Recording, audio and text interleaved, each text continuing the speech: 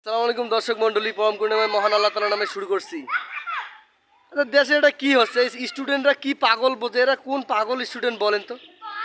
হ্যাঁ, ঢাকা বিশ্ববিদ্যালয়ে ইসলামী ছাত্র শিবির, রাজশাহী বিশ্ববিদ্যালয় ইসলামী ছাত্র শিবির, চট্টগ্রাম বিশ্ববিদ্যালয়ে ইসলামী ছাত্র শিবির, সর্বশেষ এ জগসু জগন্নাথ ইউনিভার্সিটি, এখানেও নাকি ছাত্র শিবির।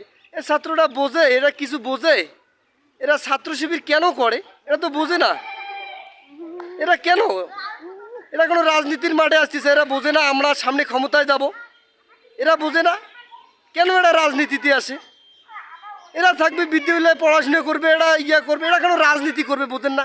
হাঁকাও একটা জামাতের না লোগো নিয়ে এরা রাজনীতি করতে চাচ্ছে। এটা এরা কোনো ছাত্র হইলে বলেন তো? বিশ্ববিদ্যালয়ের এরা ছাত্র, এটা রাজনীতি করতে চায়? বলেন তো এটা কি মানা যায়? এরা বোঝে কিছু দেশকে নিয়ে? এটা কিছুই বোঝে না, হাঁকাও রাজনীতি করে।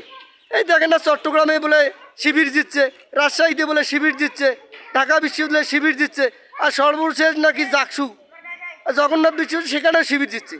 এরা কি দেশ নিয়ন্ত্রণ করবে? এত স্বপ্ন আমাদের, অনেক কিছু আমরা বুঝতে হবে। এরকম আমরা শুনতেছি দেশে, এরকম আমরা আনাচে কানাচে এসব ঘটনা শুনতেছি, আনাচে কানাচে এসব মানুষ বলতেছে। কিন্তু একটা কথা বলি, আপনার পরিবারের সবচেয়ে সুন্দর ছেলে যে বড় বিশ্ববিদ্যালয়, বাংলাদেশের আইকন বিশ্ববিদ্যালয় ঢাকা বিশ্ববিদ্যালয়ে চাকরি করে, তাকে আপনি নিবৃত্তে জিজ্ঞাসা করুন সে কোন দল করতে চায়, সে কোন ইনসাফের রাজনীতি করতে চায়। তারে বুঝতে হবে আপনার পরিবারের এক শিক্ষিত সন্তান যদি ন্যায় ইনসাফ ভিত্তিক রাজনীতি করতে চায়, আপনাকেও বুঝতে হবে কোন রাজনীতি করা উচিত দেশের স্বার্থে, দেশের স্বার্থে, জনগণের স্বার্থে, দেশের উন্নয়নের জন্য, সার্বিক পরিস্থিতির জন্য।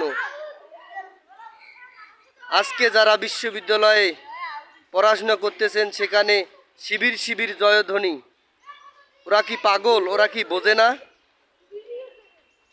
ওরা এতগুলো বিশ্ববিদ্যালয়ের এত গণ্ডি পেরিয়ে এত মেধার পরীক্ষা দিয়ে ওই বিশ্ববিদ্যালয়ে চান্স পেয়েছে, ওরাই একদিন জাতিতে নেতৃত্ব দিবে।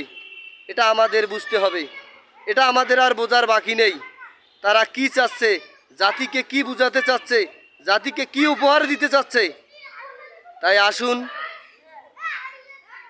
ভাই, বোন, সমাজ, সবাইকে বলছি ভাই, সত্যের পথে আসুন, ন্যায়ের পথে আসুন। ন্যায় ও ইনসাফ ভিত্তিক দেশ গড়ার জন্য এখানে থাকবে না হিন্দু, বৌদ্ধ, মুসলিম, খ্রিস্টান, সবাই ভেদাভেদ ভুলে আমরা সবাই এক জাতির মতো একটি সুন্দর সাবলীল দেশ, ন্যায় ইনসাফ ভিত্তিক দেশ গঠন করার জন্য আসুন সবাই এগিয়ে যাই সামনে। এই বলে আমি আমার ভিডিও শেষ করছি। আল্লাহ হাফেজ।